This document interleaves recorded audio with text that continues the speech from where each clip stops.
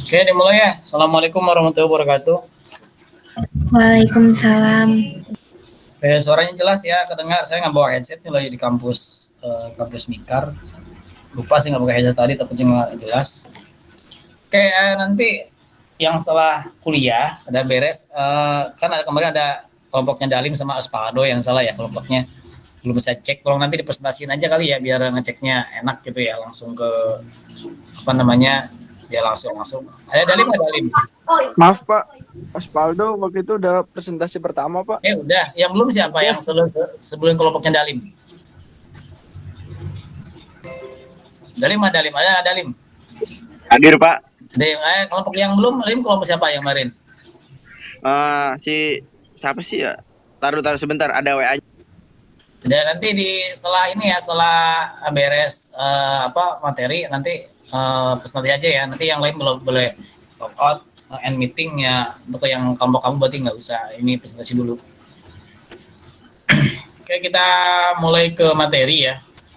Nah, ini materi yang tadi saya pakai untuk software engineering atau pengantar lunak. Ini yang paling ini ada kaitannya dengan skripsi, dengan pengambilan judul untuk Anda di ngambil penelitian di riset. Dan biasanya rata-rata untuk mahasiswa Bayangkara atau mahasiswa lain itu rata-rata buat aplikasi. Rata-rata di software engineering kalau penelitian gitu ya.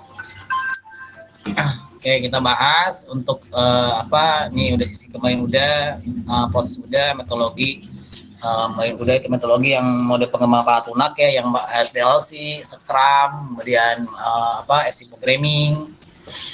Nah, itu bisa ini, kemudian kualitas kemarin mengukur kinerja di aplikasi. Yang terakhir itu riset untuk penelitian di bidang yang namanya metodologi di software engineering ya.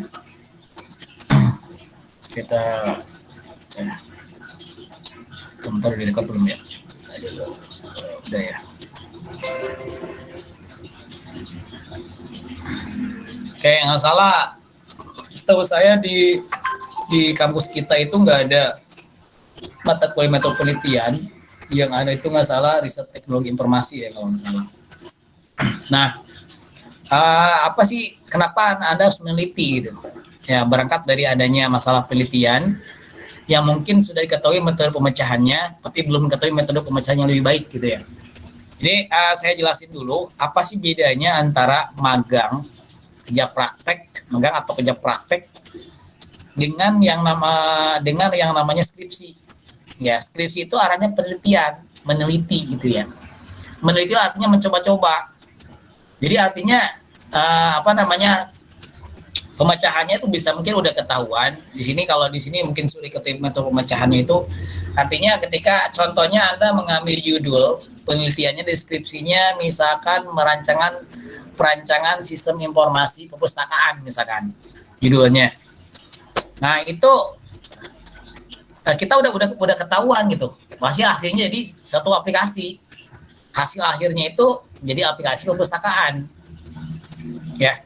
Tapi di pemecahannya belum tahu lebih baiknya gimana. Misalkan nih Anda dari analisa masalah. Nah, nanti ini akan dimasukkan kalau Anda menggunakan buat aplikasi, deskripsinya atau di penelitiannya, berarti Anda akan ketemu mode pengembangan alat lunak atau metodologi dalam software development.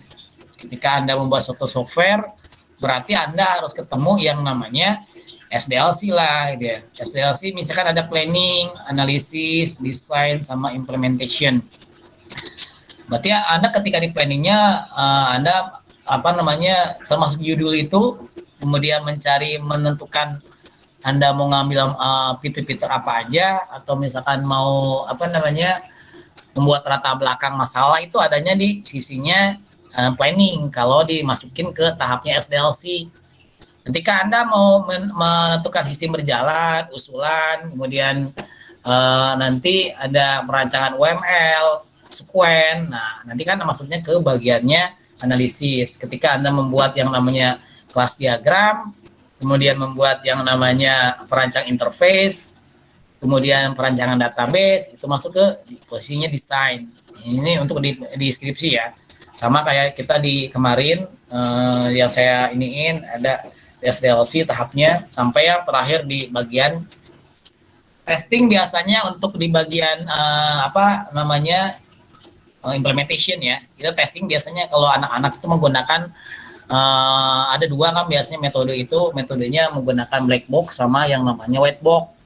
Kalau black box itu hanya misalkan aplikasi ini jalan nih login, misalkan berjalan dengan baik, checklist doang betul berjalan atau tidak misalkan ya, valid dan tidak valid. Tapi kalau Anda menggunakan apa namanya white testing ya, white box. White box itu artinya dari seperti buat flowchart dari halaman aplikasi Anda, halaman codingnya, misalkan halaman login. Anda dibuatin flowchartnya. Nah, itu untuk white box. Nah, ada satu mata kuliah nanti ketika Anda ketemu semester 6 atau nggak salah ya. Semester 6 tuh dapat mata kuliah apa namanya? Implementation dan testing.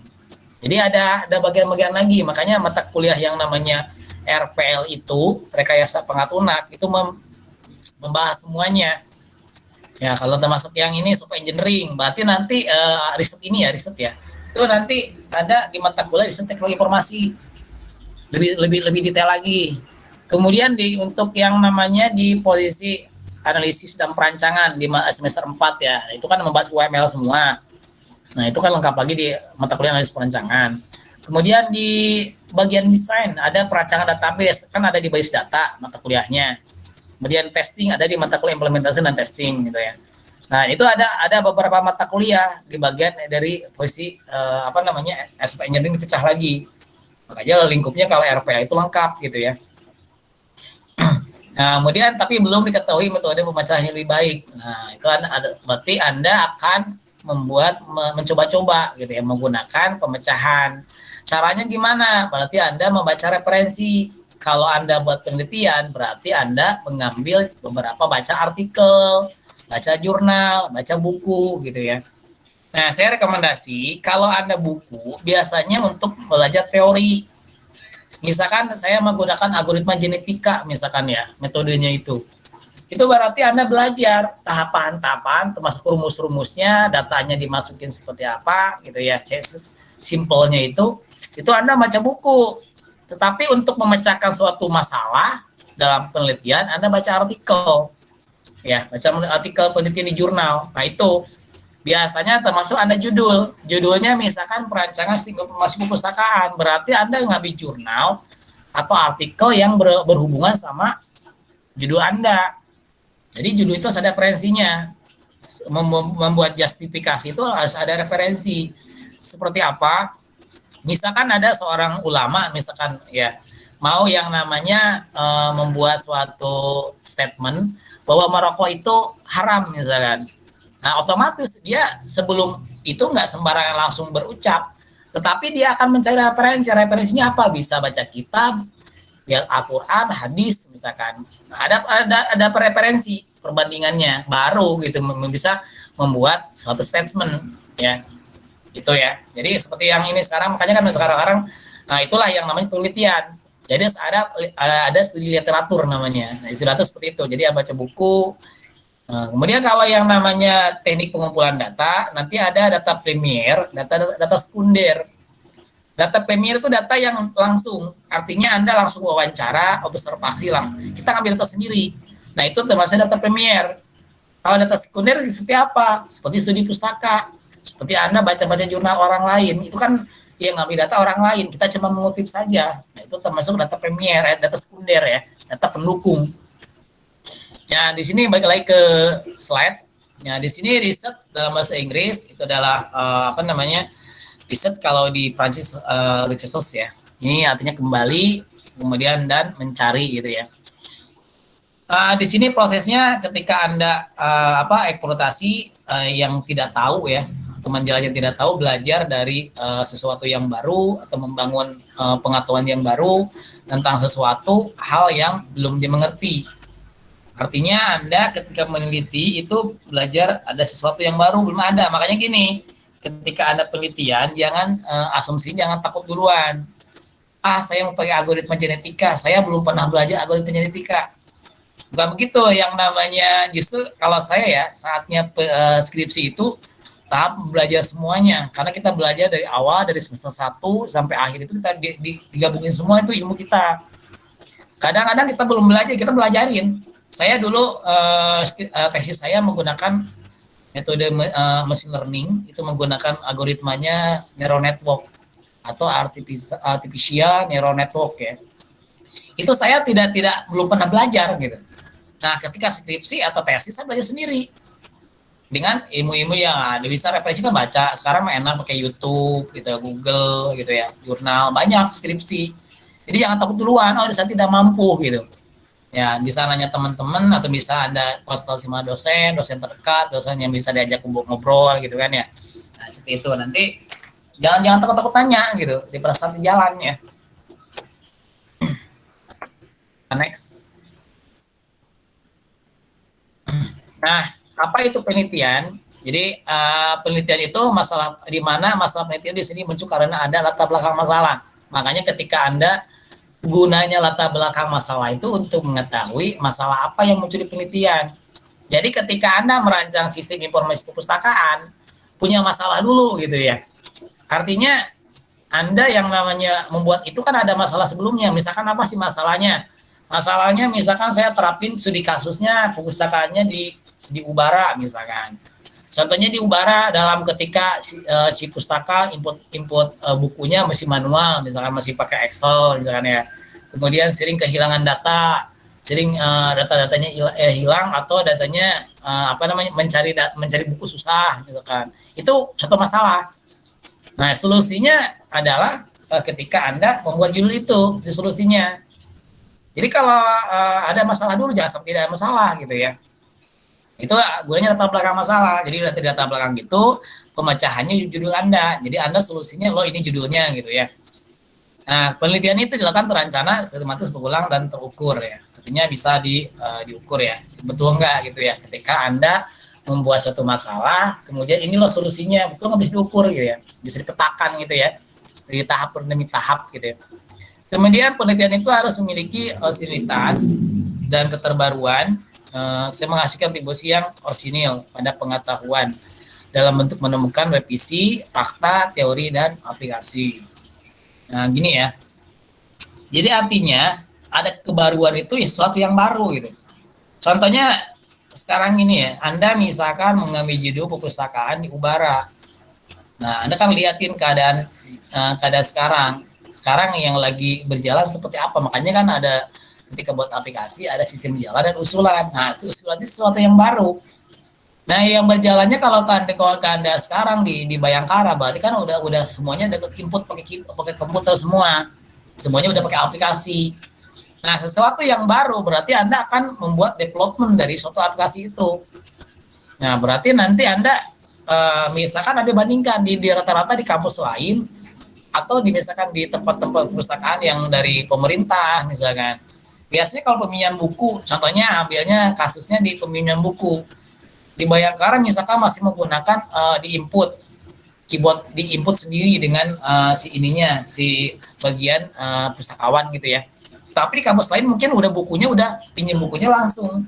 Anda nerapin Anda bawa ada mesin ID gitu ya. Ketika Anda menempelkan kartu nama misalkan kartu mahasiswa itu NIM-nya itu udah kebaca ke Ref ID gitu.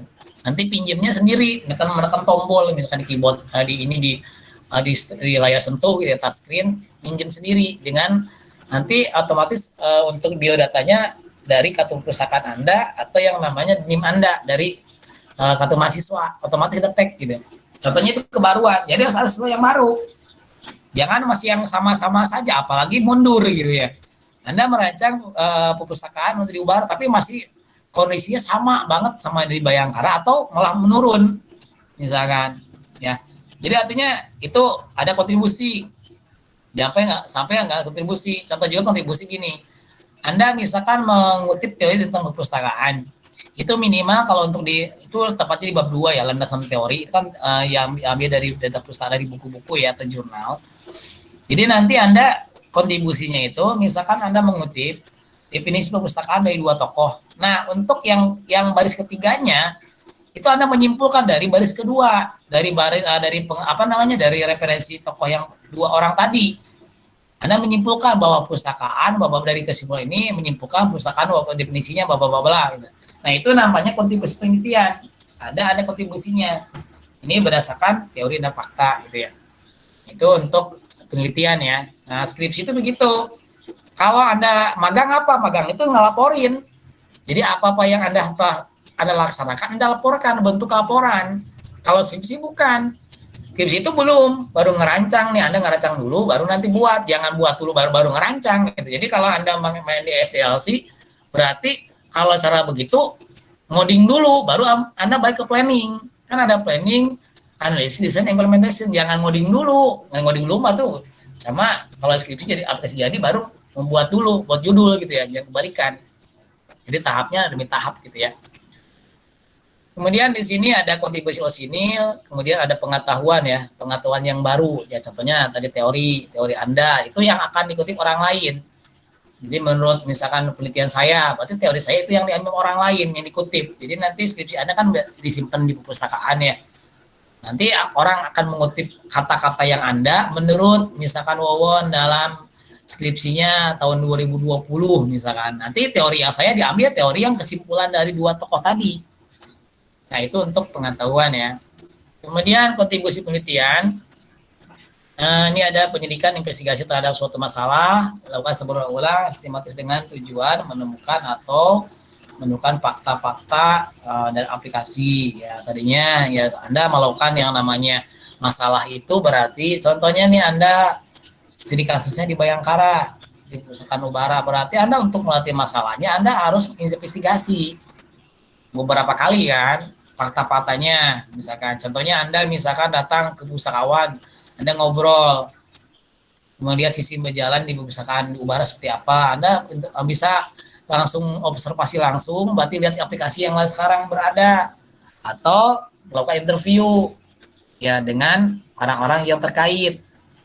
Jadi itulah untuk yang investigasi. Jadi Anda bisa beberapa kali nanya gimana nih usaha di sini, ada masalah nggak gini-gini. Nah itu penelitian namanya. Jadi jangan sampai diasumsi sendiri di Ubara masih begini gitu. Nah, itu kan nggak kita tahu.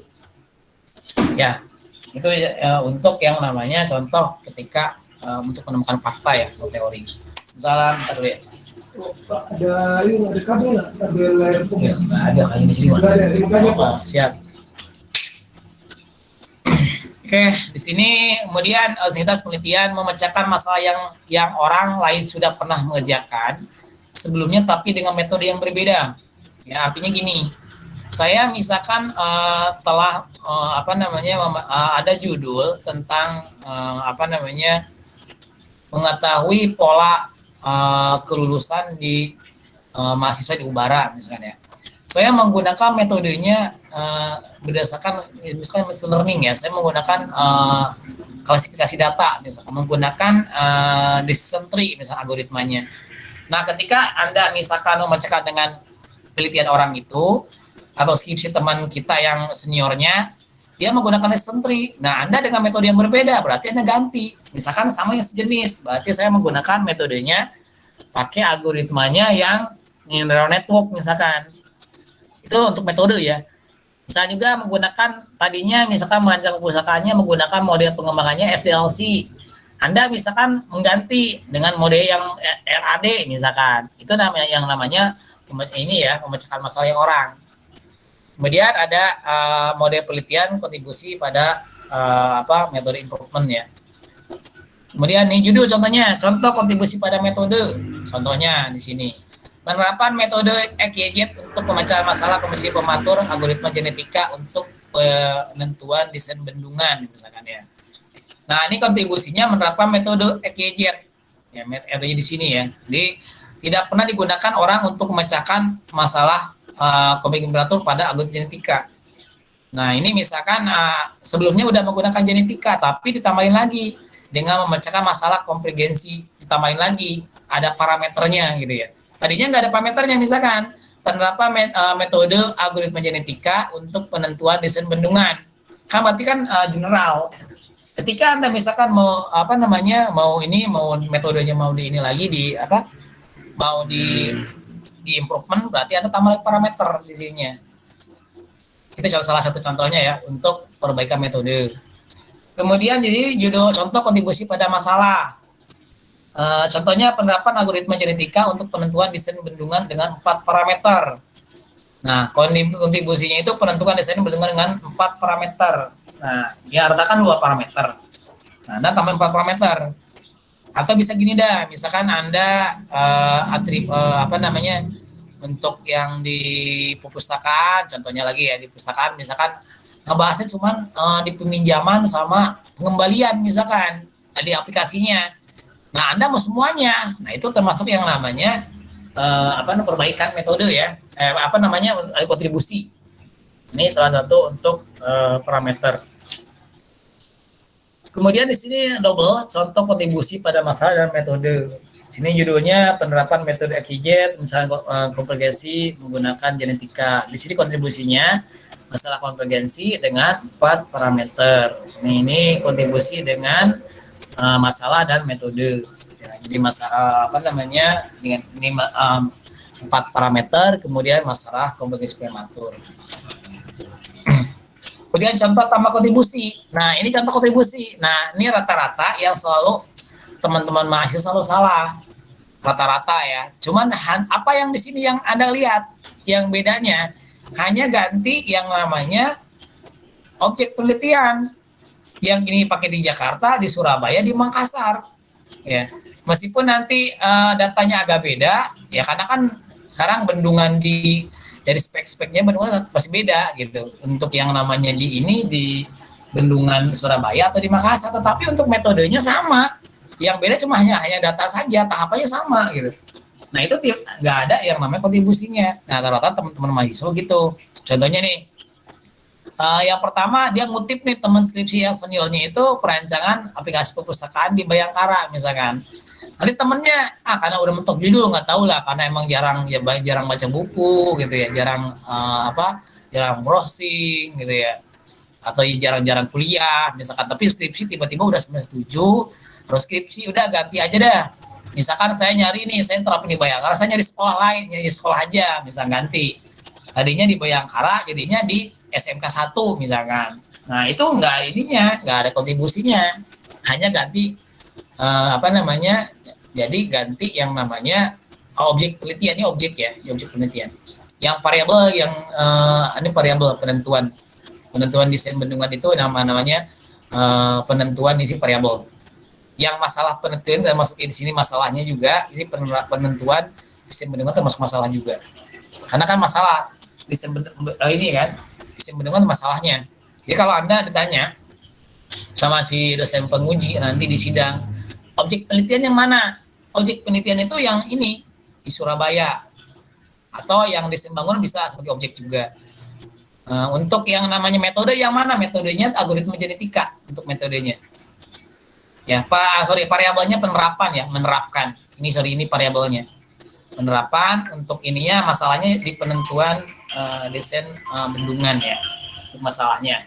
Termasuk yang namanya kalau objeknya di Surabaya atau dengan bendungan sendiri. Di bendungan sebagai objek atau sebagai di Surabaya sama nih satu objek. Ya, itu untuk yang namanya contoh tidak berkontribusi. Nih, banyak Indonesia terjebak dengan penelitian tanpa kontribusi. Ya, hanya mengganti objek, tempat akhirnya kesulitan ketika hasil publikasi jurnal. Jadi ketika saya misalkan nih judulnya sama, kontribusi pada mirip. Nah, di sini kalau saya plagiat gimana? Saya bisa plagiat. Plagiat contohnya kebanyakan kalau sama-sama nih, Anda sama judulnya set as gitu kan. Sama-sama di Jakarta, judulnya baru lagi, itu termasuk plagiat. Tapi kalau datanya dalam kan plagiat nggak cuma harus sama judul gitu ya. Dan termasuk yang dalamnya isinya mirip. Itu nanti akan plagiatnya kalau nggak salah diibaratkan untuk skripsi minimal 30%. Jadi Anda jangan sampai lebat di 30%. Bisa apa sih? Anda bisa menggunakan cek plagiarism untuk cek ini plagiat, atau bisa menggunakan banyak beberapa aplikasi untuk cek plagiat ya. Nah, di sini kontribusi penelitian ada boundary of knowledge, di sini ada yang batasan untuk pengetahuan ya. Kemudian yang Anda pengetahuan yang Anda mengerti, kemudian yang harus Anda pelajarin ya, kemudian nanti kontribusi untuk knowledge-nya. Nah, ini untuk penelitian. Kalau Anda misalkan ini logika Puzi itu sebuah metode ya. Kalau dulu saya ngajar Puzi itu di mata kuliah soft computing. Nah, sekarang soft computing udah hilang, udah nggak ada karena udah ganti kurikulum di Ubara. Bagi untuk Puzi udah nggak ada. Nah, kemudian saya kemarin membeli beberapa kali, kemarin ada bimbingan saya kemarin yang menggunakan logika Puzi. Jadi untuk apa? Dia aplikasinya itu perancangan aplikasi untuk penentuan penentuan karyawan kontrak ya, kontrak kemudian menggunakan logika Puzi. Jadi artinya yang layak tidak layaknya menggunakan dihitung dulu pakai algoritma ini. Ini termasuk algoritma ya, termasuk metode. Jadi yang beda kalau Anda yang namanya SDLC itu bukan metode.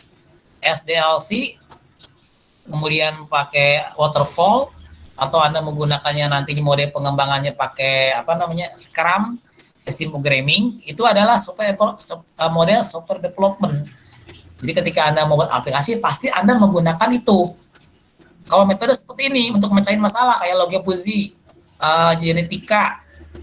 Nah, betulan kemarin ada bimbingan saya juga yang pakai skripsinya menggunakan logika Puzi. Sekarang skripsinya dengan saya lagi ditulis di jurnal internasional, mau dibuat di jurnal internasional lagi. Udah diaccepted ya, tinggal terbit nunggu 3 bulan kemudian. Kemarin saya bayarnya 6 juta untuk dia publishnya. Misalnya sini ya, paling ngajar dulu. Yep. Jangan campurin. Ya. Sip ya. Ya, sama. Nah, itu untuk yang jangan sampai Anda salah. Ya, jadi jangan kejebak bahwa yang mana perbedaan antara metode sama model. Kalau yang nama metode itu untuk memecahkan suatu masalah, kalau model itu untuk tahapan. Tahapan ketika Anda membuat aplikasi pasti ketemu yang namanya software development ya. Nah, ini ada bagi lagi beberapa. Nih, logika Puzi itu dibagi-bagi lagi. Ada metode Sugeno, metode Mamdani, metode Sukamoto. Ini siapa sih? Ini orang-orang yang menemukan metode dari logika Puzi dipecahin lagi. Nah, ini termasuk kontribusi ini orang-orang profesor nih. Nah, ini yang menemukan. Jadi kalau misalkan siapa nemu ya metode baru. Saya rata-rata metode itu nama orang. Jadi dia bisa yang penelitian selanjutnya yang menemukan metode itu. Jadi logika Puzi dia buatin lagi ya, misalkan bedanya di parameter, misalkan ketika alur perhitungannya, misalkan yang bedainnya. Nah, ini salah satu yang namanya satu super vector mesin, itu salah satu metode algoritma di machine learning. Itu nanti Anda kalau ketemu saya nanti belajar ketemu ini algoritma super vector mesin. Nah, ini fungsinya untuk mengklasifikasikan data ya, atau mengkategorikan. Misalkan Anda mengkategorikan mahasiswa yang terpintar di kelas ini misalkan. Nah, itu belajar dari data. Nanti ada yang tentunya misalkan seleksinya menggunakan KCO. Itu untuk apa sih? Untuk contohnya Anda mempunyai beberapa atribut misalkan. Ketika Anda atribut untuk contohnya kita untuk menghitung nilai penentuan nilai mahasiswa untuk nilai nilai akhir IP ya di mata kuliah misalkan RPL. Kan atributnya ada ini ya. Ada UAS, kemudian ada UTS, absensi sama tugas. Itu kan atributnya. Nah, untuk parameter yang dipilih untuk diolah sama super vector mesin, saya menggunakan satu parameter menggunakan ACO. Ini ada metode lagi. Atau menggunakan seleksinya menggunakan PSO. Ini ada 2 metode. Jadi untuk mengklasifikasikannya atau mengkategorikan dengan memilih seleksinya dulu. Seleksi fiturnya itu, seleksi yang atributnya dipilih dulu. Jadi kalau Anda mau membuat suatu aplikasi plus ada metode misalkan ya. Jadi Anda menggunakan nanti si super vectornya di mana? Kalau saya membuat aplikasinya, misalkan aplikasi untuk penentuan penjadwalan, biasanya kalau penjadwalan di dalam satu kampus misalkan, saya berarti kan membuat aplikasi plus algoritma ini kan. Berarti nanti adanya di mana? Adanya di analisis kalau Anda pakai SDLC. Ya, sebelum ngedesain itu dibuat ini dulu, analisis dulu. Nah, ini kalau parameter seleksi menggunakan GA, jadi bisa gabung spot parameter sama dia. Ini yang namanya komparasi dua metode. Jadi dua metode ada pembaruan. Jadi sebelum kita mengolah sini, olah sini dulu. Totalnya jarang. Ya, selama saya membimbing di Bayangkara baru nemu 4 orang nggak salah. Selama saya masuk Ubara tuh tahun 2018 1 Februari nggak salah. Hampir mau 3 tahun ya antar lagi. Saya membimbing udah ada berapa puluhan, belum nyampe ratusan karena kan dikit ya. Paling banyak juga 4 atau 12 orang dalam satu semester saya dapatnya. Nah, biasanya saya baru menemukan yang menggunakan algoritma itu ada baru 5 atau 6 orang. Selainnya itu membuat hanya aplikasi doang toh gitu. Nah, ini komparasi penelitian D3, D4, S1, S2, dan S3. Perhatikan ya, tolong Anda jangan kejebak. Nah, rata-rata di sini tugas akhir. Nah, ya. Di sini kita lihat petanya. Untuk tugas akhir, untuk D3 atau D4, dia penguasaan kemampuan teknis. Kontribusinya itu apa? Implementasi dan pengembangan. Contohnya apa? Contohnya kalau Anda judulnya misalkan aplikasi perpustakaan. Nah, Anda jadi sama implementasi doang gitu pengembangannya itu. Jadi misalkan tadi aplikasinya menggunakan aplikasinya yang sekarang yang berjalan di Bayangkara, ya Anda update lagi, dikembangin lagi. Misalkan tadi peminjamannya masih menggunakan masih diinput kan, bukunya diserahkan sama Anda nanti perpustakaan input. Nah, Anda ngembangin pengembangannya misalkan menggunakan Red ID, misalkan kita nginput sendiri dengan di nge-tab ya, kemudian nanti kita tinggal nyentil layar muncul gitu untuk pinjamannya. Nah, itu pengembangan. Kalau yang namanya si skripsi itu ada pengujian teori. Apa sih ini? Artinya Anda misalkan ngambil genetika judulnya, metodenya. Berarti Anda sebelum menggunakan ini akan menguji teorinya dulu dengan referensi. Ya. Nah, nanti itu soalnya satu, menganalisis gitu, menguji. Jadi ketika Anda membuat satu aplikasi harus ada algoritmanya, metode pemecahannya dulu. Nah, menguji teori. Berarti nyari referensi dulu. Ketika Anda menentukan judul harus ada referensi awal. Referensi sebelum kita ngambil, misalkan saya ngambil penjadwalan untuk shift kerja misalkan. Tadi teori ya. Dengan menggunakan metodenya algoritma genetika. Kemudian saya mau menerapin genetika di penjadwalan kuliah misalkan. Nah, itu kan menguji teori. Kita ngambil referensi tentang tahapan ketika di ini genetika untuk pemecahan masalah di penjadwalan shift kerja dipakai dengan masalah kita untuk penjadwalan di kuliah gitu. Nah, itu seperti itu ya, pengujian teori. Kemudian kalau tesis S2 itu pengembangan teori. Jadi lebih komplikatif lagi. Bisa aja di sini tadi menggunakan misalkan contohnya menggunakan SPM. Nah, kita tadinya kan SPM-nya belum ada ininya, belum ada parameter, tambahin parameter baru. Ya, sama parameter misalkan. Nah, itu termasuk mengembangkan teori. Nah, itu pengembangan untuk yang S2. Ada perbaikan secara incremental terus menerus. Ini international compren. Jadi artinya Anda presentasikan di depan orang-orang. Ini kalau ini kompren itu artinya di jurnal lokal atau Anda misalkan langsung di di nasional lah ya. Kalau S2 itu kompren, artinya internasional dipresentasikan. Tadi ini publikasinya, kalau S3 jarang. Kalau D3. Tapi ada sih rata-rata dipaksakan. Kemudian kalau untuk yang disertasi penemuan teori baru. Contohnya apa? Yang tadi yang teori baru itu misalkan nah ini ya, yang tadi mana tadi? Saya balik lagi. Nah, ini nih. Tadinya saya misalkan logika Fuzzy. Saya menemukan menggunakan metode Sugeno. Nah, saya mau buat referensi metode baru. Nah, itu S3. Ya, menemukan sesuatu yang baru. Misalkan membuat parameter baru dan menemukan suatu parameter untuk menentukan yang si genetika, misalkan variabelnya dengan metode menghitung metode apa gitu. Itu yang sesuatu yang baru. Untuk yang S3 ya. Kemudian ada simulasional, impression, kemudian targetnya pasti internasional jurnal. Kalau ini kan kompren. apa sih bedanya jurnal sama kompren? Kalau kompren itu apa namanya, penelitian kita akan dipresentasikan di misalkan ada suatu kampus di Amerika misalkan melakukan conference di beberapa negara, beberapa kampus orang-orang di ngupload ke sana, kemudian nanti diujinya dengan kompren langsung. Tapi kalau untuk S3 di-upload aja atau jurnalnya, tapi kalau saya lebih senang ke kompren.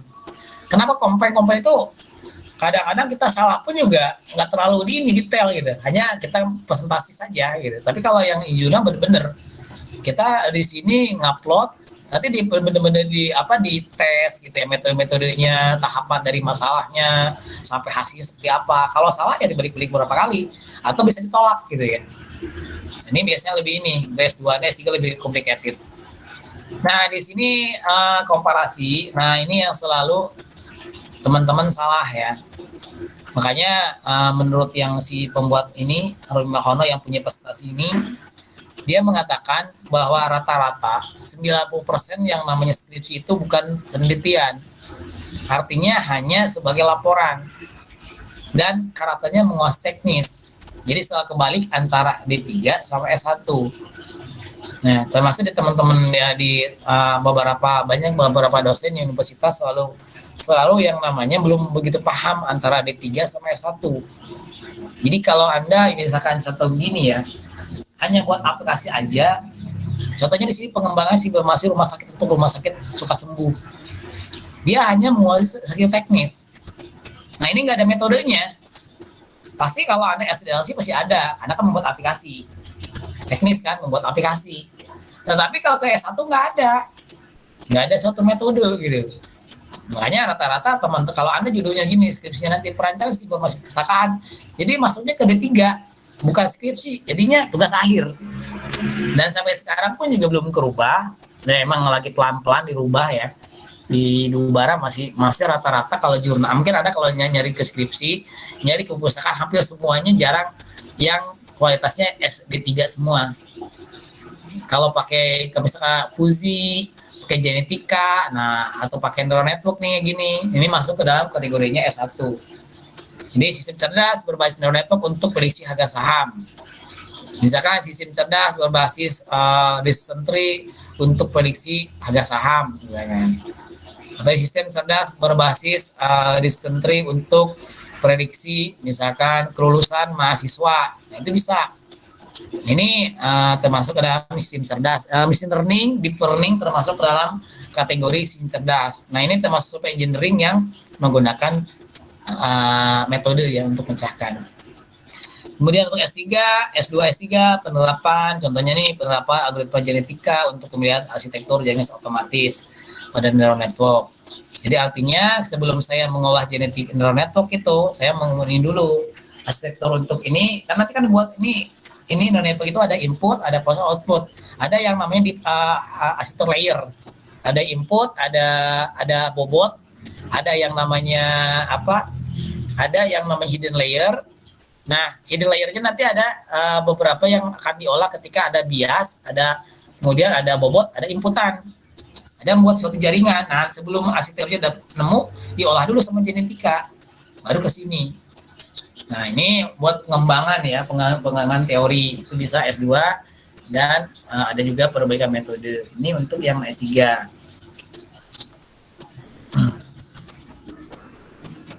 Ini contoh penelitian yang tidak berkontribusi, contohnya penerapan algoritma untuk penjaduan mata kuliah. Nah, untuk ininya kalau misalkan yang kontribusi, penerapan algoritma genetika berbasis lokal strategis. Tambah lagi, gitu ya. Ini termasuk yang namanya ada kontribusinya. Sudah lagi di sini penerapan algoritma genetika untuk menentukan kelulusan mahasiswa yang tepat waktu. Statusnya apa? Jadi kasusnya ya. Jadi artinya ini judulnya bisa dipakai semua tiap kampus, tapi studi kasus itu objeknya, objek yang untuk kita mengambil datanya, untuk menerapinnya di satu kampus. Ya, tapi untuk data-datanya bisa diterapin di berbagai kampus, bisa nasional atau internasional, tapi kita nyari objek dulu, makanya ada objek, jangan sampai nggak punya objek. Ya, jadi nanti kalau ada judulnya misalkan mau pakai perpustakaan, Nyari perpustakaannya, studi kasus perpustakaan mana. Berarti nanti Anda jangan lupa buat surat pengantar untuk penelitian. Yang kedua, buat surat keterangan bahwa Anda telah meneliti. Misalkan Anda di Bayangkara, berarti Anda buat surat untuk ke perpustakaan untuk izin meneliti. Setelah ada penelitian, berarti minta surat keterangan bahwa Anda telah meneliti. Ya, itu dua. Itu sebagai apa? Sebagai fakta penelitian. Ya, artinya Anda untuk memperkuat, Anda udah wawancara, udah observasi, lebih data semua. Nah, itu untuk menunjukkan keabsahannya bahwa faktanya ini keterangan saya telah meneliti di sana gitu. Nah, ini parameter yang penelitian yang berkualitas. Ya, penelitian dilakukan secara logis, sistematis, berencana, dan hasil penelitiannya divalidasi setelah terukur. Kemudian penelitian yang empiris, dalam orang konsumsi real, penelitian memiliki kebaruan, ya. Kemudian menghasilkan kontribusi pengetahuan, generalisasi, direplikasi, ya replikasi itu artinya diduplikasi ya. Tapi ada perbaikan. Penelitian mendapatkan stasi yang sangat tinggi. Stasi itu artinya apa stasi? Stasi misalnya gini, saya mempunyai jurnal tentang penjadwalan mata kuliah gitu ya. Nah, nanti ada orang yang mengambil teori saya dari jurnal saya, itu dia namanya stasi. Nah, ada beberapa jurnal saya yang udah ditasi orang. Jurnal saya sekarang udah 22 ya ditasi. Artinya teori saya udah diambil sama peneliti yang lain gitu ya. Nah, ini bisa lengkap. Anda bisa nyari ke ini download materi ini, termasuk Anda bisa yang namanya dari Romi itu Anda bisa mencari yang kiat-kiat untuk membuat nyusun latar belakang. Jadi kalau Anda mempersiapkan diri sekarang, ya misalkan kiat-kiat membuat bab 1 itu ada di sini. Ya, termasuk yang supaya nyedring kap. Dan saya kenapa saya mengambil materi di sini? Yang pertama dia bebas untuk dibuatin beberapa ini. Kemudian saya lebih ini gitu ya, lebih simpel. Kemudian juga emang simpel tapi efektif gitu, nggak kemana-mana. Ya, jadi takutnya pemahaman Anda penelitiannya lebih dalam gitu ya. Jadi Anda nggak bingung lagi mencari judul. Jadi dari sekarang kan rata-rata kalau pengalaman saya dulu, saya dapat waktu S1 itu buat judul skripsi itu udah ngerti gitu. Akhirnya apa? Nanya sama dosen pembimbing, dosen pembimbing udah ganti aja objeknya. Ganti objek yang harus dijelasin tadi. Misalkan saya dulu skripsi itu membuat apa ya? Membuat judulnya itu tentang design and implementation pengukur suhu berbasis mikrokontrol karena saya kan elektro satunya itu hanya ganti itunya aja. Nah, tadinya pakai alat apa, saya ganti IC-nya aja. IC-nya pakai 89C55WD, tadinya C591, kan beda tuh jadinya. Itu aja sih. Itu karena bingung mesti nyari judul, karena jarang baca referensi. Udah gitu zaman saya kan dulu waktu kuliah S1 belum ada kayak sekarang internet semua nggak mengakses. Dulu harus ke warnet gitu. Kemudian satunya juga sejalan juga lah mahal untuk rentalnya gitu ya. Nah, itu untuk yang namanya dari sekarang persiapkan baca jurnal, skripsi gitu. Dan dipilah-pilah ya, nggak semua jurnal itu bisa bagus gitu, berkualitas. Karena ada cuma 10% dari dunia ini dari jurnal yang beredar itu cuma 10% dari 100. Jadi banyak 90 itu yang nggak nggak layak gitu ya. Contohnya gini ya, Anda misalkan rata-rata ya pengalaman beberapa mahasiswa kemarin ke saya ketemu bimbingan saya, Pak, saya kan lihat di perpustakaan, saya nyontek di perpustakaan nih, saya judul ini saya ganti aja ngikutin dia gini gitu ya, termasuk UML-nya, use case-nya saya ngikutin aja dari perpustakaan, gini ya, nggak semuanya di perpustakaan betul. Contohnya gini, ada tergantung kemampuannya. Ada mungkin ada sebagian dosen pembimbing atau penguji yang dia UML nggak paham misalkan. Ya misalkan dia kemampuannya di jaringan, tetapi dia ngebimbing yang namanya mahasiswa yang buat aplikasi. Nah, dia nggak ngerti UML. Termasuk pengujinya juga orang jaringan, bukan orang software misalkan yang ngerti UML. Pasti dia use case salah gitu. Dan mahasiswanya juga nggak ngerti gitu. Mahasiswanya. Jadi double. Yang ujinya nggak ngerti, pembimbingnya nggak ngerti gitu kan, jadinya artinya salah gitu. Akhirnya karena emang udah itu di ACC, udah perpustakaan kan hanya menerima langsung diterima aja kan. Udah, selanjutnya mahasiswa yang ini juniornya akan ke perpustakaan akan menyontek. Jadi salah berjamaah jadinya. Jadi pilih dulu ya, tinggal berbahas teori enggak. Yang kedua, bisa saja kayak saya kejadian, ada mahasiswa udah salah berapa kali, suruh diedit, ini nggak bisa, sampai berapa kali datang revisi, nggak betul-betul. Kan yang namanya kita jengah juga seorang bolak-balik anak revisi salah mulu. Sudahlah, daripada capek saya tanda tangan aja. Kayak seperti itu. Jadi belum tentu betul gitu. Cek lagi sesuai teori. Ya. Nah, di sini topik penelitian sedang tren di bidang software engineering, dapat deteksi dari paper survei terkini yang muncul di bidang software engineering. Di Anda kalau melihat penelitian, coba-coba penelitian itu yang lagi tren. Contohnya yang tren gini deh, misalkan sekarang zaman COVID. COVID itu termasuk hampir semua di bidang itu membahas COVID. Orang judul-judul skripsi COVID, mainannya COVID. Dan sekarang di pemerintah pun juga beberapa aplikasi di Dikti itu, kalau di Google pun ya sama kan, ketika Anda ngetik di ini aja, kalau COVID muncul COVID gitu ya, itu diduluin. Tren sekarang tuh yang lagi tren lagi apa? Jadi Anda nyari tren, biar skripsi Anda ke keterbaruan. Ya misal perpustakaan lagi yang nongol. Saya rata-rata kalau bimbing skripsi, kalau nyidang, ketemu aja yang perpustakaan gitu ya, rekam medis, yang udah ada di internet gitu. Jadi coba nyari yang namanya contoh skripsi, judul-judul itu yang keterbaruan. Misalkan Anda mengkelompokkan data-data COVID misalkan ya. Misalkan juga Anda memprediksi pertumbuhan COVID sampai bulan apa gitu ya, menggunakan algoritma apa, itu yang lagi tren kan COVID misalkan. Jadi nyari di software itu sama. Sekarang misalkan lagi tren di aplikasi apa misalkan ya. Contohnya aplikasi sekarang udah semuanya menggunakan location base. Jadi semuanya udah berbasis ya location. Jadi termasuk absensi sekarang kan udah rata-rata kan kalau orang-orang yang di ini absensinya nggak kejadian yang harus datang ke kampus, yang absennya harus datang ke kampus misalkan, tapi dia nggak harus gereja di rumah, tapi absennya harus ke kampus misalkan. Absennya menggunakan handphone, tapi handphonenya itu dipoto keadaan dia dengan lokasi harus ada diterapin di ini gitu. Ya. Apa kelas B, kelas A? Kelas B. Di sini. Dari ketinggalan yang Oke, sini. Ya. Sering aja ya gitu ya. Iya. Kayak gitu ya. Jadi itulah untuk yang jadi Anda bisa baca yang namanya beberapa paper itu artikel ya atau jurnal. Atau nyari skripsinya jangan terpacu yang namanya di kampus kita saja. Coba Anda buat pembandingan biar hasilnya bagus. Karena mungkin kalau semester sekarang lebih makin berkembang, akan semakin mungkin nanti wajib pakai algoritma. Kalau yang sekarang masih belum wajib ya.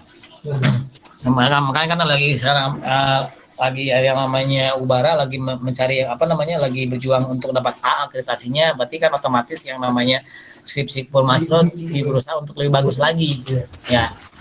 Kemudian di sini cara lain juga itu mempermudah cepat adalah membaca paper survei. Di sini ada menerangkan beberapa survei di bidang software engineering, jadi Anda bisa mencari. Kemudian juga ada 4 yang namanya survei ya. Tadi sana review, systematic review, kemudian ada mapping ya. Jadi artinya kalau mapping studi ya Anda dibuat yang namanya dipetakan, dibuat skupnya. Jadi kalau Anda misalkan membahas tentang yang perpustakaan, berarti Anda sekilas untuk di perpustakaan, dari metodenya harus seperti apa, mengembangkan seperti apa, yang sekarang trennya seperti apa gitu ya. Nah, kemudian di sini ini adalah tugas ini nggak usah lah. Nah ini memahami satu topik pilih satu topik yang dianggap menarik untuk dijadikan penelitian tesis ya. Ini contohnya nggak usah nih, ini tugas dari yang punya slide gitu ya. Ini ada beberapa penelitian di sini digunakan dalam software engineering, metode eksperimen, studi kasus dan survei ya. Eksperimen itu mencoba-coba, ini Anda bisa baca bukunya kalau melihat beberapa metode. Kemudian untuk studi kasus, case study, research in software engineering, Yang sudah ini, kalau ini penelitian dari menemukan sesuatu yang baru atau mencoba-coba. Kalau studi kasus itu terus ada yang namanya wajib ada metode ininya, objeknya studi kasus. Misalnya studi kasusnya Anda bisa dari skripsi orang, dipelajari lagi, dikembangin lagi. Atau yang misalkan studi kasusnya menggunakan suatu tempat, misalnya misalkan di Bayangkara, itu Bayangkara semua tempat untuk studi kasusnya. Atau metode survei seperti apa, misalkan kalau sekarang misalkan nih, penentuan yang misalkan survei tentang yang namanya rating ini ya, rating sinetron misalkan, itu kan survei bisa Anda menggunakan Google Form misalkan ya, karena survei langsung dan tidak langsung gitu ya. Survei itu bisa langsung observasi atau menggunakan yang kuesioner gitu ya. Itu untuk yang metode ini nggak usah. Nah, oke, ini mungkin ini adalah referensi dari saya. Kenapa nggak ngasih tugas? Mungkin setelah ini minggu depan saya akan kasih pilihan ganda ya untuk yang dari sini. Sekarang nggak usah lah sekarang. Ya, ini referensi untuk Anda yang saya pakai kemarin kan, supaya engineering bukunya, kemudian supaya engineering freshman, ini beberapa buku-buku yang saya gunakan. Yang saya gunakan itu cuma 2, super engineering sama super yang freshman sama si Summerfield.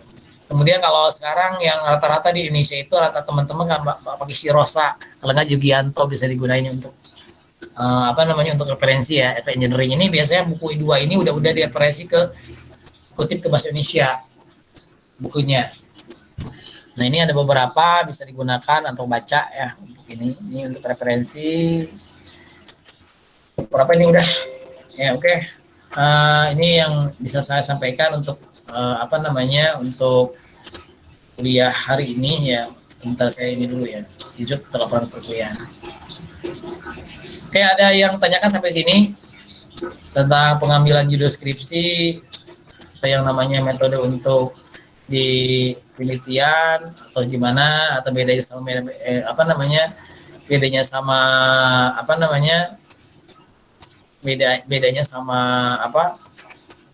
bedanya sama